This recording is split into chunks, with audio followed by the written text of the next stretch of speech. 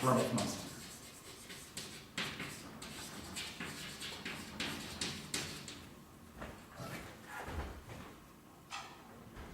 So before I move to other examples, I'd like to give you sort of what's the idea behind this theorem, because somehow it's not only, well, you can throw here and there some relation, and that would not change the construction of inside groups.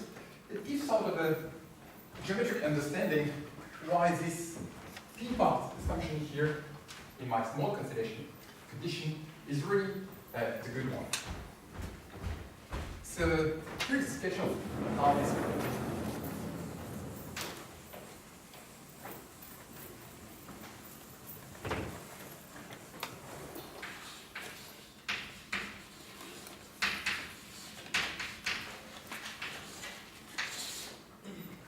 So you start with your graph gamma,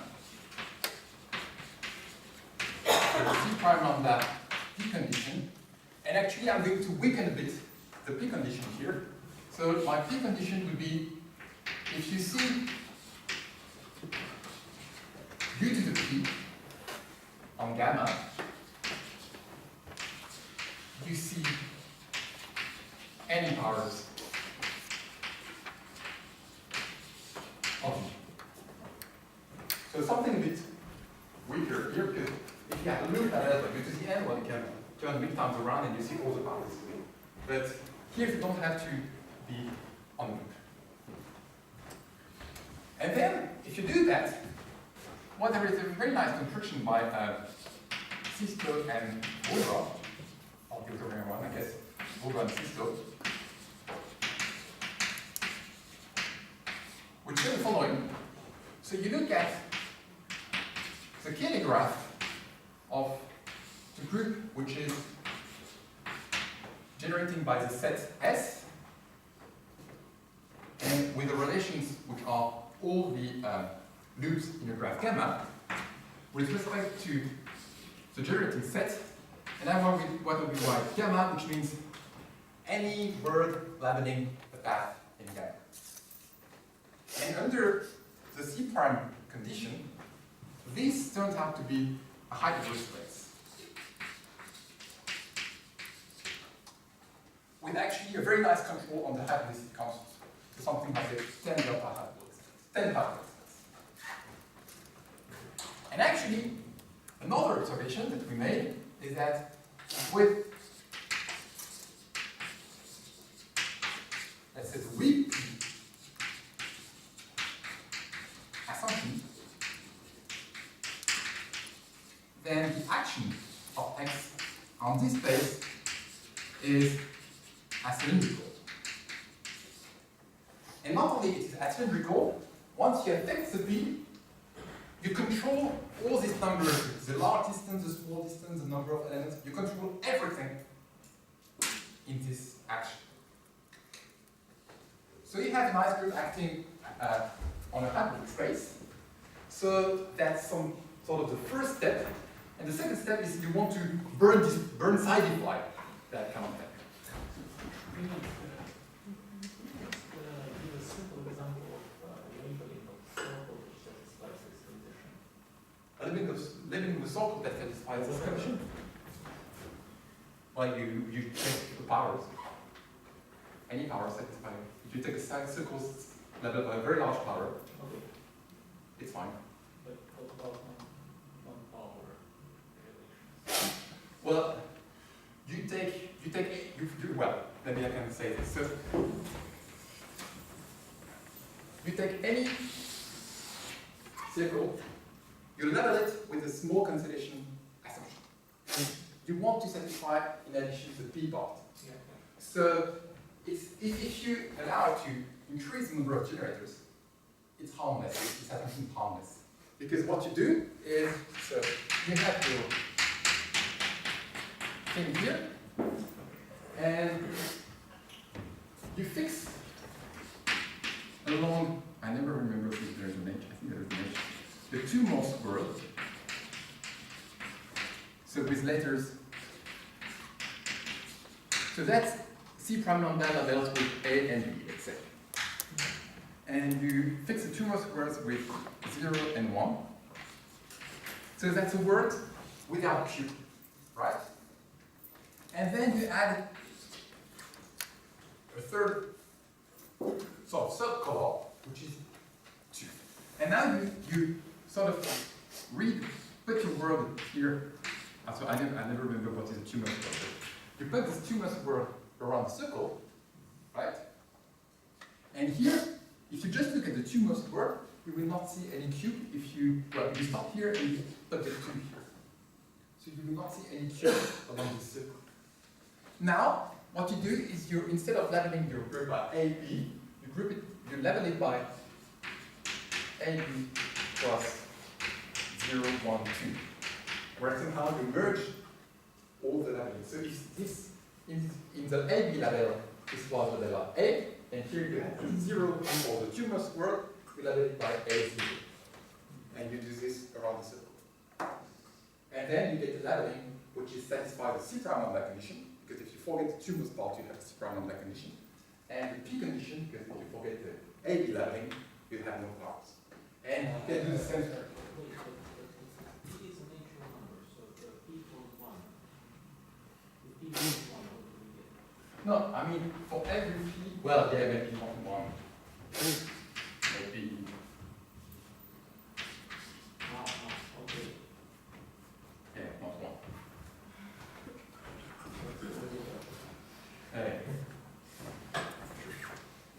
And if you have any graph without the degree, you can play the same game here. So up to increasing the generators, you can always. But still can see squares. Squares. Yeah. But I'm not saying that I apply this for P equals 2. Like for P equals 3, I find an exponent. I'm not saying here in the statement, it does not say that such an element exists. It says if you fix a P, I give you an N naught. So I fix P equals 3, and I have an N naught. Okay. It also works to rebuild a sequence, do more sequence without squares. Yeah, if you have, instead of having 2 colors, you add an increased number of colors, you can do something. I'm sort of lazy in the P thing, but you should think that's something harmless. So it's not. So you mean so the condition says that if you see u to the power of p, then you can see any power of u. Yes. These powers of u extend this one, so or it's somewhere else. Can be somewhere else, I don't care. Not necessarily extending this u. No, actually, if it's somewhere else, you have the C prime on that condition that tells you it cannot be very big. So somehow it's included there. How much time do you have? 5 minutes. Okay, so let me say 1 minute to finish step 2, let's say. So I said, so here you have an action of a nice group on a harmonic space acting asymmetrically, but there is nothing bad portion this. So I want somehow to Bernsteinify this, and there is another step which is worked on by myself, which basically says if you have such a group G acting in a harmonic space asymmetrically, then there exists some constants n naught. Actually, this n naught only depends on the parameter of asymmetricity. I don't want to write them all, but this is where we get control. So that for every n naught of an n naught, there exists a quotient Gn of G with the following property. So the first one is that every elliptic subgroup of G embedded in Gn, and what I mean elliptic is elliptic for the action from X. And the second thing is that for every element in Gn, which is not the image of an elliptic, this is n equals 1. somehow you cannot say anything about the small scale geometry of G, and everything at a small scale is preserved, but all the rest get killed. So n is odd, right? Yeah, sorry, n is odd. And actually, another assumption here is that the elementary non-elliptic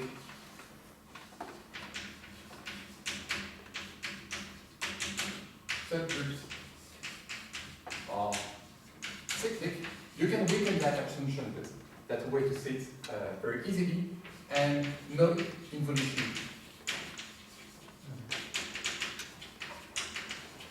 In G. Otherwise it gets crazy. But another assumption we have this. So now you apply that kind of theorem to this action. So we have a nice control on the eccentricity parameters.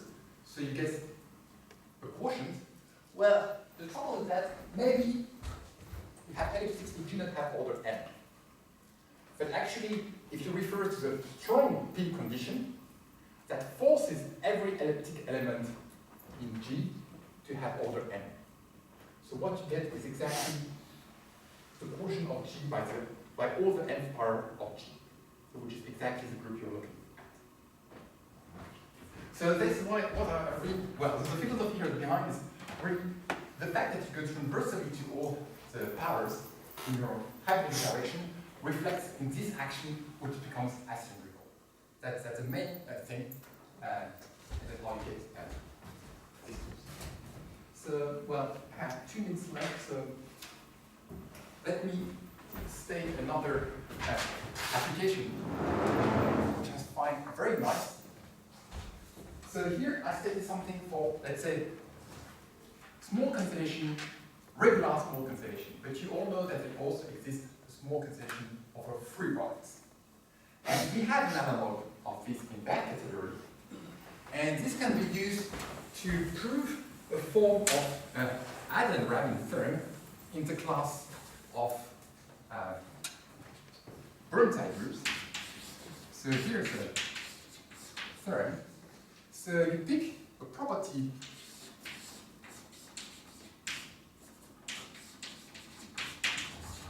of groups which is stable under subgroups. So being finite, being addition, being trivial, being amenable, being whatever. And now you assume that there exists a finitely present group in Bn, one with the property, one without the property. And here a warning, when I say finitely presented, I mean finitely presented relative to the relation of Burnside groups. So it's not known whether there exists an infinite finitely presented group of torsion yet. But so it means you are a quotient of a free Burnside group by a finite set. In this situation, there is, well, and I need n very large and not prime. So there is no algorithm that can decide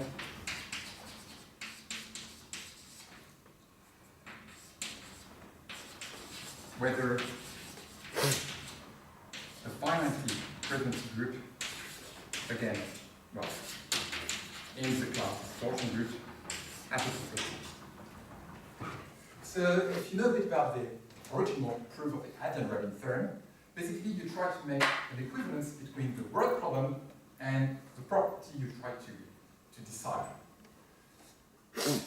And so we're lucky, we know that the work problem is not solvable in that class of groups. This is due to Sapir and Kalamovich, as long as n is big enough and not prime. But now if you think about, if you know a bit, I'm going to be fast, if you know a bit the Adam-Rabin theorem, it relies on construction using H&M extension. In that category, we don't have H&M extension. However, you can reduce the same proof using small constellation theory. Somehow, well, I don't know what time was the Adam paper, but the writing paper was in the 40s, so way before small condition theory appeared. But you can read that to small condition theory, the regular one, and if you mimic that construction in that type of group, you get these paper. Yes. You can do this using amalgamated products. You don't need HM extensions at all. Yeah, this is what I'm saying, yeah. So this is exactly the way you can get that kind of theory.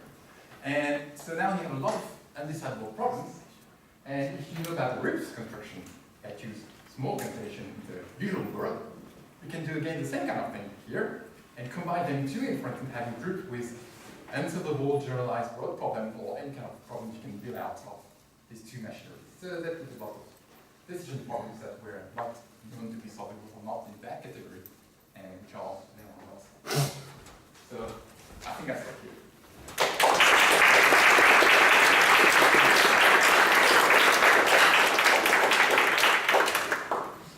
Thank you very much. Very interesting. Any quick questions before we go?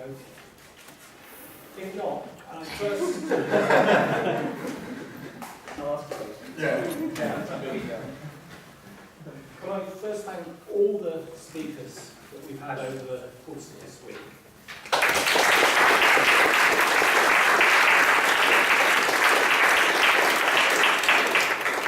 And finally, one more thank you to the organisers, to Mark, to Richard and to Henry.